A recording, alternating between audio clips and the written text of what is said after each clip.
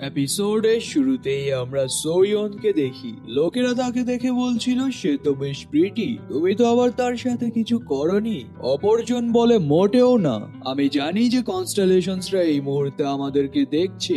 এরপর আমরা আশেপাশে থাকা লোকেদের দেখি যারা ফাইটিং চিয়ার্স করছিল, আর পরবর্তীতে কাকে ফাইটে পাঠাবে তার জন্য রক পেপার সিজার দিয়ে টচ করছিল। দগজা ভাবে যদি আমি সোয়নকে এভাবেই রেখে চলে যাই তাহলে এটা শিওর যে সে মারা পড়বে, কিন্তু আমি যদি তাকে বাঁচাই তাহলে সে আমার জন্য পরবর্তীতে বাধা হয়ে দাঁড়াতে পারে। ওয়েট এ মিনিট, আমি তাকে বাঁচানোর কথা কেন ভাবছি?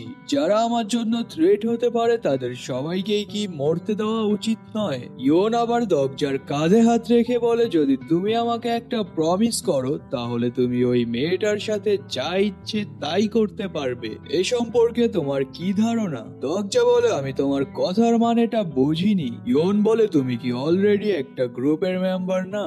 সো তোমার গ্রুপের সাথে কি আমাকে ইন্ট্রোডিউস করাবে না?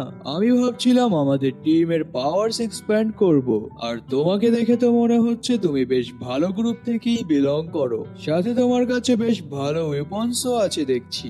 দগজা বলে, আমার গ্রুপ সম্পর্কে ইন্ট্রোডিউস করতে আমার কোনো আপত্তি নেই, কিন্তু তোমাকে এটা প্রমিস করতে হবে যে তুমি এখানে হওয়া অনৈতিক কাজগুলো বন্ধ করবে।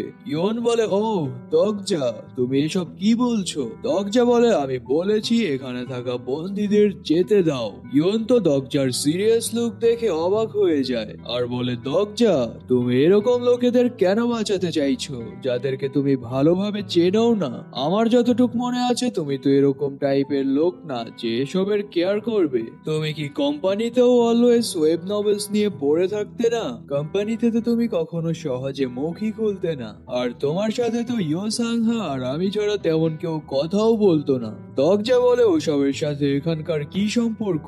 ইয়ন হাসে আর সিলি ডার্ক স্মাইল দিয়ে বলে, আমি জানি যে ভেতরে ভেতরে তুমিও এই পরিস্থিতির মজা লুটছো, আর আমরা দুজন তো একই। তোমার কি মনে নেই অন্য ডিপার্টমেন্টের লোকেরা আমাদেরকে কি বলে ডাকতো? পিগির দল, সস্তায় ভাড়া করা ফকির, ট্যালেন্টলেস পারসন যারা বসে বসে জাস্ট গেমগুলো পরীক্ষা করছে, আরো কত কি বলতো আমাদের। আর এখন দেখো, যেই লোকেরা আমাদের তুচ্ছ তাচ্ছিল্য করতো তাদের কি অবস্থা হয়েছে। আর তুমি কি জানো আমাদের গ্রুপ এগুলো থেকে কি পরিমাণে আর্নিংস করে? দগজা বলে, না আমি জানি না। ইয়ন বলে, এটা 5000 কয়েন্স প্রতিদিন, যা তুমি কখনো ইমাজিনও করতে পারবে না। প্রতিদিন জাস্ট এমনি এমনি 5000 কয়েন্স আসছে, ইভেন সিনারিও গুলো ক্লিয়ার করা ছাড়াই। পিছন থেকে আবার ছুরি পড়ে যাওয়ার শব্দ হয়। ওরা পিছনে ঘুরে দেখে ছেলেটা কাঁদছে আর বলছে, আমি পারবো না, আমি তাদেরকে হত্যা করতে পারবো না। এগুলো দেখে আবার ইয়ন রেগে যায়।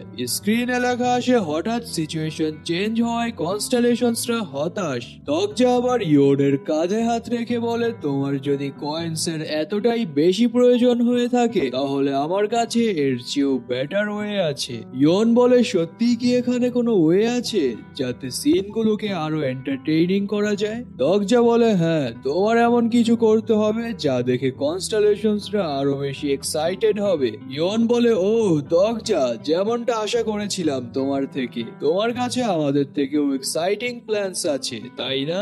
ভালো হতো যদি তুমি আমাদের সাথে তোমার প্ল্যানটা শেয়ার করতে। দগজা তার স্টার রেলিক বের করে ব্লেড অফ ফেইথ অ্যাক্টিভেট করে আর বলে, কনস্টেলেশনসরা যা লাইক করে তা হলো, এটা বলেই সামনে থাকা খাঁচায় একটা ট্রিপল স্ল্যাশ করে। এটা দেখে তো ওখানে থাকা বাকি ওয়ান্ডারার্সরা অবাক হয়ে যায়, আর কোম্পানির লোকেরা নিরীহর মতো দগজাকে দেখতে থাকে। দগজা তো তার অ্যাটিটিউড নিয়ে বলে, এরকম কিছু একটা করলে কেমন হয়? পিছন থেকে লোকেরা চেঁচামেচি করতে থাকে, এই সমস্যা কি তোমার? খাঁচাগুলো ভাঙলে কেন? দগজা আবার ঘুরেই ওখানে থাকা বাকি সবগুলো খাঁচা একের পর এক স্ল্যাশ করে ভেঙে ফেলতে থাকে, আর জাম্প করতে করতে বলে, কনস্টেলেশনসরা এগুলো পছন্দ করে। এটা বলেই সামনে থাকা কিছু ওয়ান্ডারার্স এর ওপর স্ল্যাশ করে তাদের পা আলাদা করে ফেলে, আর বলে, কনস্টেলেশনসরা এগুলোও পছন্দ করে। তো ওয়ান্ডারার্সরা মাটিতে লুটিয়ে আর্তনাদ করতে থাকে। ইয়ন চিৎকার করে বলে, what the hell is this? দগজা, এসব কি করছো তুমি? দগজা বলে, ধন্যবাদ ধন্যবাদ জানাও আমাকে, কারণ কনস্টেলেশনসরা এখন এরকম একটা পরিস্থিতিও দেখতে পারবে।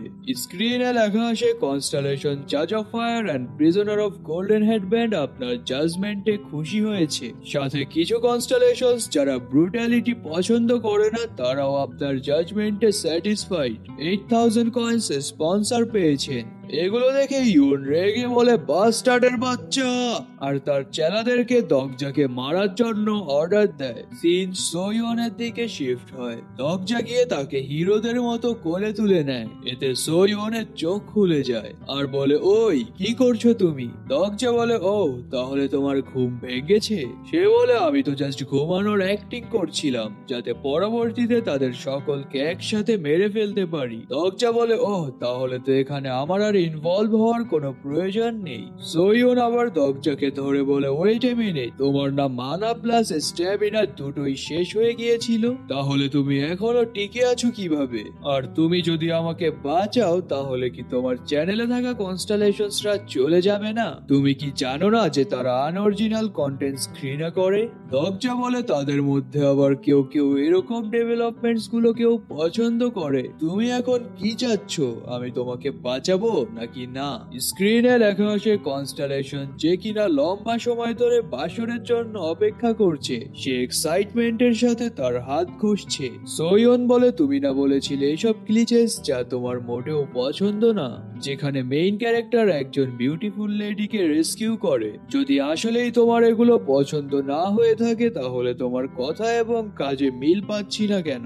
দগজা আবার তাকে মারতে আসা ওয়ান্ডারারকে কিক করে বলে, প্রথমত আমি প্রোটাগনিস্ট বা মেইন ক্যারেক্টার না, আর ভাবে কার্মা পয়েন্ট যা আমি শুধুমাত্র তখনই পাবো যখন সিস্টেম এটা ধরে নিবে যে আমি কাউকে বাঁচিয়েছি। স্ক্রিনে লেখা আসে, আপনি আরো একজন লোকের জীবন বাঁচিয়েছেন। আপনার কার্মা পয়েন্ট 1 ইনক্রিজ করা হয়েছে। Total Karma points 14। সোয়ন তো আবার দগজার সেভিং দেখে তার উপর ক্রাশ খেয়ে যায়, কিন্তু দগজা পর মুহূর্তেই বলে, ফার্স্ট অফ অল আমি মেইন ক্যারেক্টার না, আর দ্বিতীয়ত তুমি মোটেও বিউটিফুল লেডি না। এটা শুনে তো সোয়ন রেগে যায় আর বলে, নামাও আমাকে। সাথে সাথেই দগজা তাকে ফেলে দেয়। সে বলে, হেই তুমি একটা মেয়েকে এভাবে ফেলে দিতে পারো না। দগজা বলে, এখানে তোমারও ফাইট করা উচিত, কজ এই টাইপ গ্লিচেস তো তোমার খুব পছন্দ, আর এমনিতেও এটা উইনিং হ্যান্ড হবে।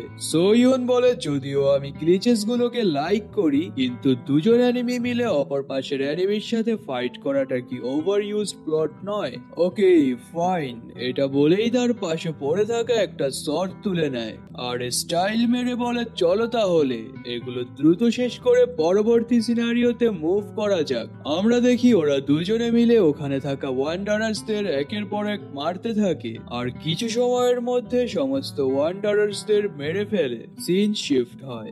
স্ক্রিনে লেখা আসে, আপনি 18,000 কয়েন্স পেয়েছেন। সোয়ন বলে, ও এটা কি টু মাচ প্রিটি রিওয়ার্ড নয়? আর দগজা ভাবে এটা লজ্জাজনক যে আমাকে এই চোরটার সাথে কয়েন্স ভাগাভাগি করতে হচ্ছে, কিন্তু সে যদি এখানে না থাকতো তাহলে আমার মনে হয় না এতগুলো কয়েন্স আমি পেতামও। পিছন থেকে আবার ইয়ন বলে, হাহ ভয়ঙ্কর বাস্টার্ড, তুমি তাহলে অলওয়েজ এরকমটাই ছিলে। আমরা দেখি সোয়ন মেরে মেরে ইয়নের অবস্থাও খারাপ করে ফেলে। সে বলে, এটা আমার আগেই বোঝা উচিত ছিল, যখন কোম্পানিতে থাকা সবাই তোমার সম্পর্কে গুজব ছড়াচ্ছিল, আর তুমি তো। তার কথা শেষ করার আগেই সোয়ন গিয়ে তার শরীর থেকে মাথা আলাদা করে ফেলে আর বলে, এই বাস্টার্ড স্মল ক্যারেক্টার হয়েও বেশি কথা বলছে। আর দগজার দিকে ঘুরে বলে, ওই তোমার ফেসের রিয়াকশন এরকম হয়ে আছে কেন? দেখে তো মনে হচ্ছে তার মৃত্যুতে তুমি আপসেট। দগজা বলে, না। সোয়ন বলে, তো তোমার চেহারা দেখে এরকম মনে হচ্ছে কেন যে তুমি এতে বেশ হার্ট হয়েছো? দগজা আবার তার সাথে ইয়োরের কাটানো স্মৃতিগুলোর কথা মনে করে আর ভাবে, আসলেই কি এতে আমি হার্ট হয়েছি? সোয়ন আবার বলে, তুমি স্টিল হয়ে তার বকর বকর শুনছিলে আর একটা কথাও বলছিলে না, এটা কেন? তুমি কি জানো না কনস্টেলেশনসরা মোটেও এই টাইপ কন্টেন্টস পছন্দ করে না যেখানে হ্যাভি স্টফস থাকে? দগজা ভাবে, ও তার কথার মানেটা এটা বুঝেছি এখন। তাই তো বলি, তার মতো পার্সোনালিটির একজন ক্যারেক্টার আমার সম্পর্কে কেন চিন্তা করবে।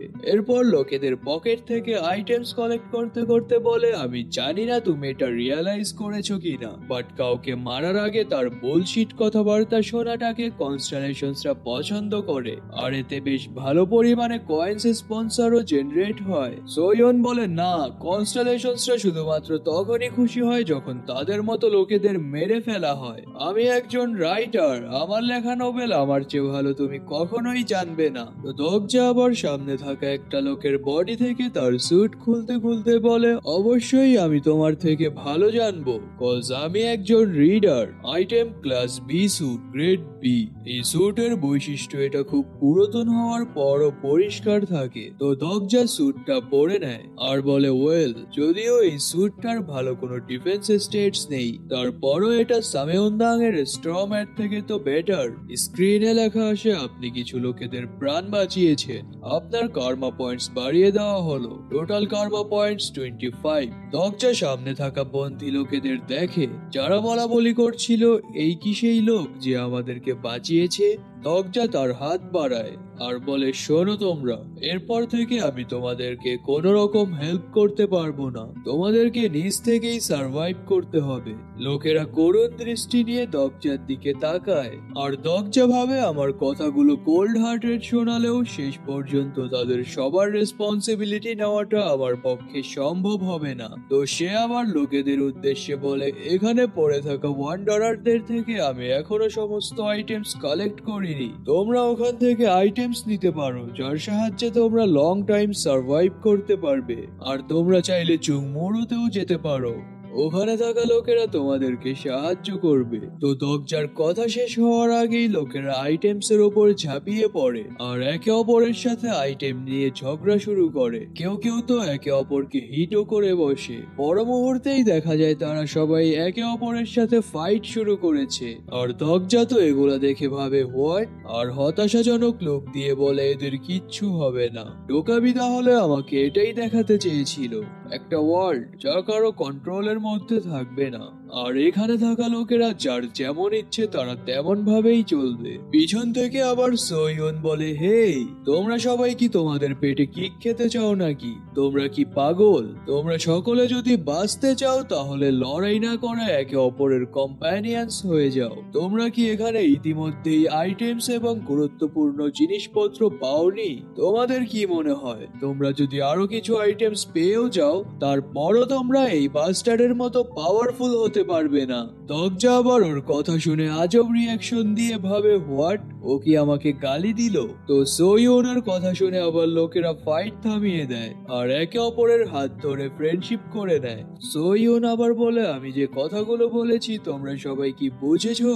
দগ্জা বলে, ওয়েট এ মিনিট, সবই ঠিক আছে, কিন্তু তুমি শেষের লাইনে ওটা কি বললে?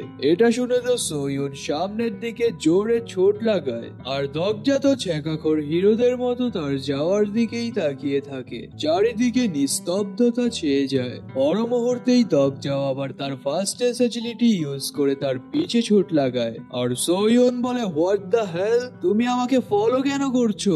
দগ্জা বলে, তুমি যে কিছুক্ষণ আগে কথাগুলো বলেছিলে তা কি কপি করা ছিল না? ওয়েস অফ সার্ভাইভাল নোভেলের কোন এক চ্যাপ্টারে জং হিউকের কাছে কিছু লোকেরা সার্ভাইভ করার জন্য অ্যাডভাইস চেয়েছিল, এতে জং হিউক তাদেরকে এই কথাগুলো বলেছে। সোয়ন আবার দৌড়তে দৌড়তে বলে, এগুলো কপি করা কিভাবে? আমি যা বলেছি সবকিছু আমার নোভেলে লেখা ছিল। দগ্জা বলে, ওসব তো বুঝলাম, কিন্তু তুমি আমার কাছ থেকে পালাচ্ছ কেন? সে বলে, তুমি আমাকে ফলোই বা করছো কেন? দগ্জা তার হাত বাড়িয়ে তাকে ধরে ফেলে আর বলে, আমি তোমাকে বাঁচিয়েছি, তাই এর কম্পেনসেশন তো আমি ডিজার্ভ করি। তুমি কি ধরনের কম্পেনসেশন চাচ্ছ? দগ্জা বলে, আমাকে কিছু পাওয়ার ব্যাংকস দাও, আমি জানি তোমার কাছে বেশ কিছু পাওয়ার ব্যাংক ব্যাটারিজ আছে, সিজ শিফট হয়। সোয়ন বলে, আমার কাছে মোটেও পাওয়ার ব্যাংকস নেই, ইভেন আমি তো আমার বেশিরভাগ আইটেমস গুলো গোয়াংমন স্টেশনে ফেলে এসেছি। আর আমার ফোনেও জাস্ট 14% চার্জ বাকি আছে। দরজা বলে ঠিক আছে, তাহলে তোমার নোভেলটা আমাকে হ্যান্ড ওভার করো। সোয়ন বলে মোটেও না, তুমি যদি এটা পড়তে চাও তাহলে তোমাকে এর চ্যাপ্টার্স প্রপারলি কিনে নিতে হবে। দরজা আবার তার হাত থেকে ফোনটা কেড়ে নিয়ে বলে বর্তমানে সমস্ত ওয়েবসাইটস অফলাইন আছে, তাহলে আমি ওনারদের কিভাবে পে করব? সোয়ন তো বাচ্চাদের মতো করে বলতে থাকে, ওই আমার ফোনটা আমাকে ফেরত দাও। আর দরজা ফোনটা নিয়ে ভাবে এখানে আবার এরকম কিছু হবে না তো যে সিস্টেম অন্যদের থেকে তার নোভেলটা হাইড করে দিবে। তখনই দরজা দেখে সোয়নের নোভেলটা ওপেন হয়ে গেছে আর ভাবে যাক, তাহলে লাকিলি এরকম কিছুই হয়নি। দরজা নোভেলটা ওপেন করতেই দেখে ওখানে জং হিউকের কথা বলা হয়েছে যে সে তার সিস্টেম উইন্ডো ওপেন করে একটা নতুন স্কিল সম্পর্কে চেক করে আর সিলি স্মাইল দিয়ে তার অ্যাট্রিবিউটস গুলো দেখতে থাকে। এসব দেখে তো দরজা বলে হোয়াট দ্য এফ, তুমি এসব কি আবোল তাবোল লিখেছো? সে বলে আমার ফোনটা আমাকে ব্যাক দাও। দরজা ওর মাথা দূরে ঠেলে বলে তুমি না একজন লেখক, তোমার তো অ্যাটলিস্ট কিছু অক্ষর হলেও পরিবর্তন করা উচিত ছিল। তুমি তো জং হিউকের স্কিলস গুলো same to same copy paste করেছো। সোয়ুন বলে কোথায় সেম? ওয়েস অফ সার্ভাইভালে কনস্টেলেশনে স্পন্সর লেখা হয়েছে আর আমার নোভেলে স্টার কন্ট্রাক্টর লেখা হয়েছে, তো এখানে সেম টু সেম কিভাবে হলো? দরজা বলে ওকে ফাইন, ঠিক আছে, বাট তুমি যেইভাবে নোভেলটা লিখেছো এটা যদি ওয়েস অফ সার্ভাইভালের অথর দেখে তাহলে আমি শিওর যে সে কেঁদে ফেলবে। সোয়ুন বলে এসব বাদ দিয়ে তুমি কি জানতে চাও সেটা বলো। দরজা বলে ওকে বলো তাহলে তুমি কত নং চ্যাপ্টার পর্যন্ত পড়েছো? সে বলে 99। পর মুহূর্তেই ভাবে ওয়েট, আমি তাকে এসব কেন বলছি? তুমি যা জানতে চেয়েছো আমি তা বললামই, এখন আমাকে ফোনটা ব্যাক করে দাও। দরজা ভাবে ও তাহলে সে 99 চ্যাপ্টার পর্যন্ত পড়েছে। এরপর বলে তুমি যেহেতু 99 পর্যন্ত পড়েছো তাহলে তো তুমি এটা জানোই যে মিটিওরটা কোথায় অবস্থিত। আমি শিওর যে তোমার নোভেলে 5th সিনারিওর মিটিওর সম্পর্কেও লেখা আছে। সোয়ন বলে মোটেও না। দরজা বলে ওহ এটা তো আনএক্সপেক্টেড যে তুমি মিটিওরের চ্যাপ্টারটা কপি করনি। সোয়ন বলে আমার নোভেলে ওগুলোর নাম সিলিং স্টোনস, মোটেও মিটিওর না। দরজা বলে ওহ তাহলে তুমি এটাও কপি করেছো। যাই হোক, আমি ভেবেছিলাম সমস্ত সিলিং স্টোনস কালেক্ট করব। সোয়ন বলে তুমি কি মিটিওর গুলোর কথা বলছো?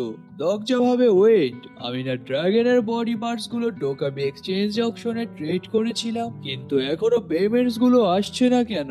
এটা বলেই ডোকাবি কমিউনিকেশনের মাধ্যমে বিহাংকে ডাকে, তো ডোকাবি বিহাং এর কোন রকম রেসপন্স না পেয়ে সেভাবে বিহাং হয়তো এখন আমার জন্য বিউরোতে প্যারা খাচ্ছে, কজ আমি সিনারিওটা পুরোপুরি ধ্বংস করে ফেলেছি। তখনই দরজার সামনে ডোকাবি ব্যাগ ওপেন হয় আর সেভাবে যাক, তাহলে ও রেসপন্স না করলেও বুঝে গেছে যে আমার এখন কি চাই।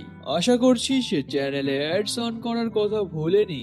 স্ক্রিনে লেখা আসে হঠাৎ অ্যাডস অন করায় কনস্টেলেশনসরা কমপ্লেইন করছে। দরজা দেখে ডোকাবি ব্যাগে সে যেই সমস্ত আইটেমস গুলো ট্রেডে দিয়েছিল সমস্ত আইটেম সোল্ড হয়ে গেছে আর ভাবে এখানে এরকমও কেউ আছে যে এতটা এক্সপেন্সিভ আইটেমস গুলো কিনে নিয়েছে, ইভেন এক একটা বোনসও বাদ রাখেনি।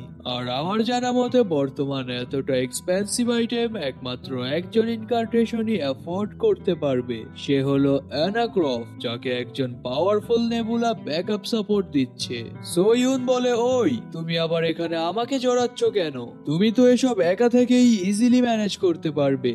দরজা ভাবে হ্যাঁ এটা সত্য, সোয়ুনকে আমার সাথে নেওয়াটা গ্যাম্বেল খেলার মতো হবে, কারণ সে আমাকে অলমোস্ট মেরেই ফেলেছিল আর সে একজন ভিলেইনও, কিন্তু তার অ্যাভাটার অ্যাবিলিটিটা আমার জন্য খুব ইউজফুল হতে পারে। এন্ড এই পৃথিবীতে আমার পরে সেই একমাত্র ব্যক্তি যে ফিউচার সাইটস সম্পর্কে জানে, তো সে আমার জন্য ইউজফুল হতে পারে। এরপর বলে তুমি তো একটু আগেই বলেছিলে যে সার্ভাইভালের জন্য সবচেয়ে গুরুত্বপূর্ণ হলো বিশ্বাসযোগ্য কম্প্যানিয়ন্স খোঁজা। এটা বলতেই সোয়ুনের সামনে সিস্টেম উইন্ডো ওপেন হয়। দরজা বলে পড়ো এটা। স্ক্রিনে লেখা আসে আইটেম সাময়িক প্রতিশ্রুতি ডিসপ্যাচ করা হয়েছে। সাময়িক প্রতিশ্রুতি 1, দরজা ইনকার্টেশন সোয়ুনের সাথে এই সিনারিও শেষ না হওয়া পর্যন্ত চুক্তিবদ্ধ থাকবে। 2, একে অপরের মধ্যে এটা এনশিওর করতে হবে যে তারা একে অপরের ক্ষতি করবে না। 3, কন্ট্রাক্ট পিরিয়ডে থাকা সময়কালীন দুজনেই 6 ঘন্টা করে পালাক্রমে ঘুমাবে।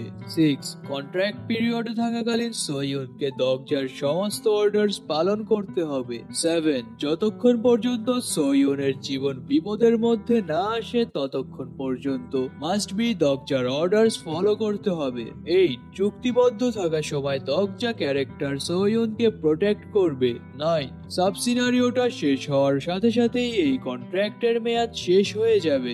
আর কন্ট্রাক্টে চুক্তিবদ্ধ থাকাকালীন কেউ যদি ওপরের নিয়মগুলো না মানে বা একে অপরের ক্ষতি করার চেষ্টা করে তাহলে অফেন্ডার মারা পড়বে। পরিবেশটা কিছু সময়ের জন্য নিস্তব্ধ হয়ে যায়। নিস্তব্ধতা ভেঙে হিউন বলে, আমি কেনই বা এরকম একটা কন্ট্রাক্ট সাইন করব? দগজা বলে, তোমার যদি ভালো না লাগে তাহলে তুমি রিজেক্ট করতে পারো। সোয়ুন বলে, সবই ঠিক আছে, কিন্তু এখানে নিকৃষ্ট ইউলের জায়গায় আমার নাম কেন? ঠিক আছে, আমি কন্ট্রাক্টটা সাইন করছি, কিন্তু আমার একটা শর্ত আছে। দগজা বলে, কি শর্ত? সোয়ুন বলে, আমরা দুজনেই দুজনের সম্পর্কে ইনফরমেশন শেয়ার করব, কজ আমার কাছে তোমাকে জিজ্ঞাসা করার মতো অনেক প্রশ্ন আছে। এর সম্পর্কে তোমার কি ধারণা? আর তুমি মাস্ট বি আমাকে মিথ্যা বলতে পারবে না, কজ আমার কাছে লাই ডিটেকশন স্কিল আছে। স্ক্রিনে লেখা আসে ক্যারেক্টার সোয়ুন লাই ডিটেকশন অ্যাক্টিভেট করেছে। তো বলো আমাকে তোমার সমস্ত অ্যাট্রিবিউট সম্পর্কে। এরই সাথে আজকের এই এপিসোডটা এখানেই শেষ হয়ে যায়।